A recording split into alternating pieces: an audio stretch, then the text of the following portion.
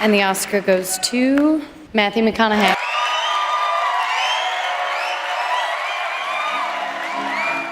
Dissect your successes in the reciprocity of gratitude. We so often focus on failure, don't we?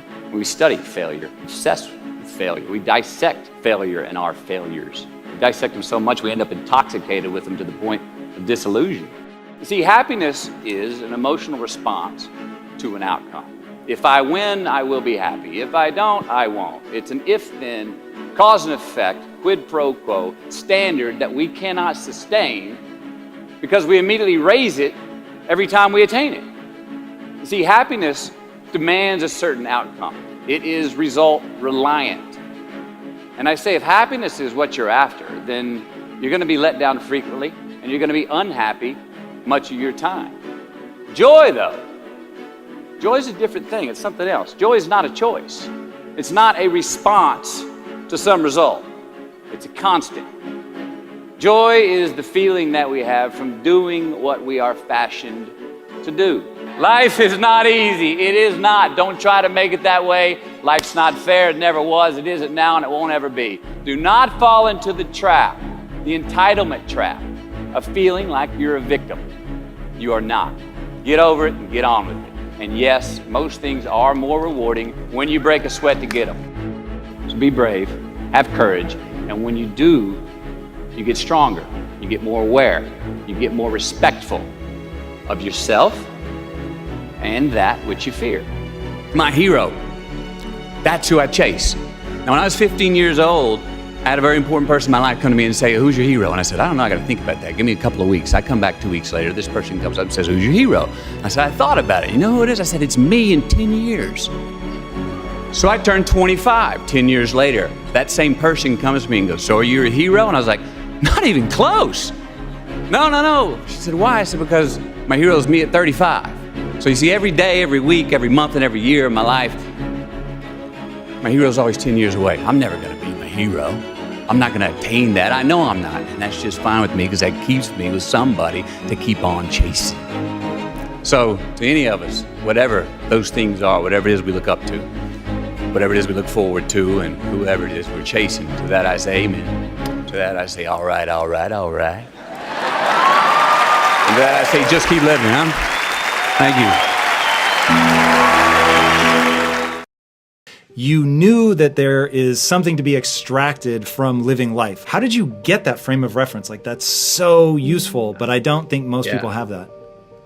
Man, I don't know exactly where I got it. I mean, I would say, again, to call back that Australian year where I did not have a choice, where I was forced into that situation and saw the green light assets from being alone and quite lonely.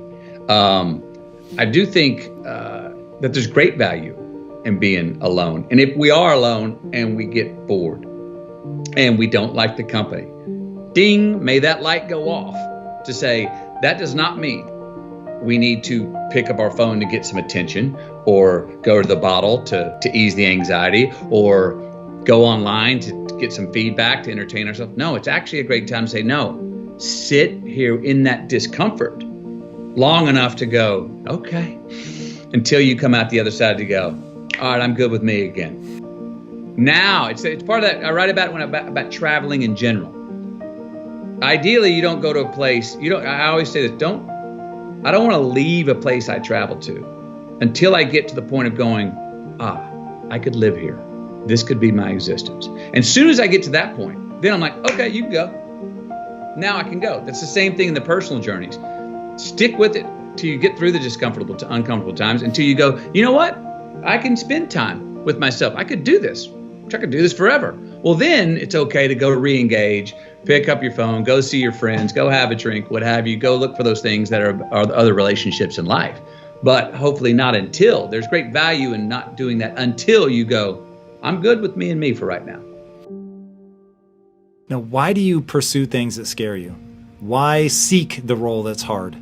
Because it costs me something. Because it costs. It comes with a price. It's a bit of that line, don't pick a fight, kid. It's not really a fight unless you can lose it. It's not really, it's not really a risk unless you can lose the fight.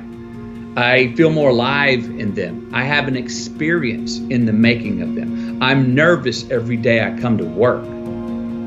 I feel like when I nail a day and I knock it and I know I did, I feel like, yes, I have a measure at the end of the day of like, you set out to do something, you prepared for it, you had intention, and you did it. And maybe even found some magic in the day. That I sleep good knowing that I accomplished that day in building the architecture of a character's arc through a story. And then if I could put the whole thing together and it comes out, the whole performance turns out to be a beautiful song, an original song of that character, then I'm like, yes. And I know that I was highly responsible for that. I was not solely responsible, but the most responsible for that. And that gives me pleasure. That gives me gratification. That makes me feel, gives me significance. That gives me confidence. If I don't pull it off, and I do have a day where I'm like, oh, no, you didn't ever, and it was my fault. I would rather, with these kind of roles, I can look in the mirror and go, so guess who's responsible for not pulling it off? You, McConaughey. In the same way, when I go, guess who's responsible for pulling it off? I like knowing who, you. And it was also, again, work that challenged the vitality of my life. Dramatic roles allow you, the actor, to have as high of a ceiling or as low of a basement, from love to hate, from happiness to pain, as that particular actor wants to bring to it. That's what's inherently beautiful about dramas. Okay, you're the part, you're playing the role. How are you going to emulate that person through yourself? That is a vital thing. That I feel, that makes me sweat. That makes me sleep better at the end of the day. That gives me a sense of accomplishment. I'm like, yes, I did what I intended to do. I prepared for it, was ready. Oh, the day didn't go how I thought it was going to go, but I called audibles along the way and rolled and still told the truth on my man, the character. That gratification feels good.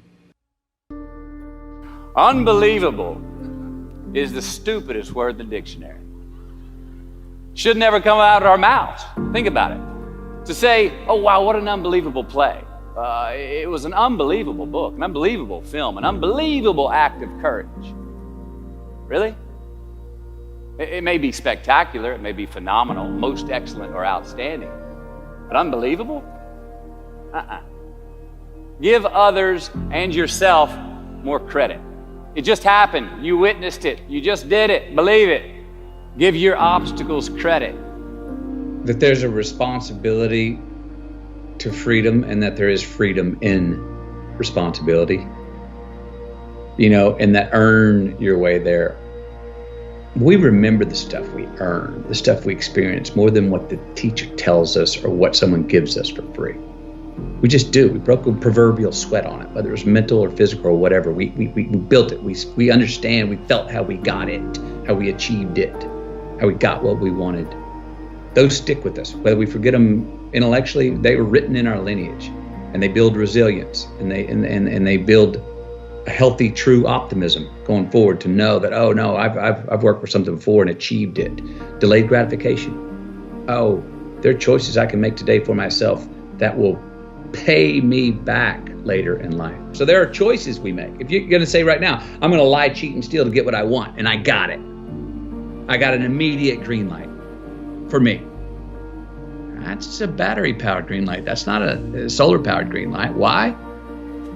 Because now, everywhere I go, I got to look over my shoulder to see if someone's there that I lied, cheat, and stole from. And when I'm doing that, I'm stealing whose time? My time. Now I'm not freedom. I'm not free. I don't have the freedom. I didn't create freedom in my future because I chose to make an irresponsible act that I left crumbs. I've now got reasons to look over my shoulder. And the more things we do to create in our future that we got to look over our shoulder, the more of our most precious thing we have in our life's time that we're stealing from ourselves. So it's not puritanical. It's just like, it's actually self-serving. It's a very selfish choice. And I'm a fan of the word selfish. I've helped redefine it. But I believe that there are selfish choices we can make that are the most selfless, that there are selfless choices that we can make that are the most selfish choices. Those two are not a contradiction, and we see them that way. Responsibility is appreciation of a past. It's building of a lineage. It's investing in ourselves. It's investing in something we started to build yesterday that we want to take into tomorrow. There's a response that gives us freedom.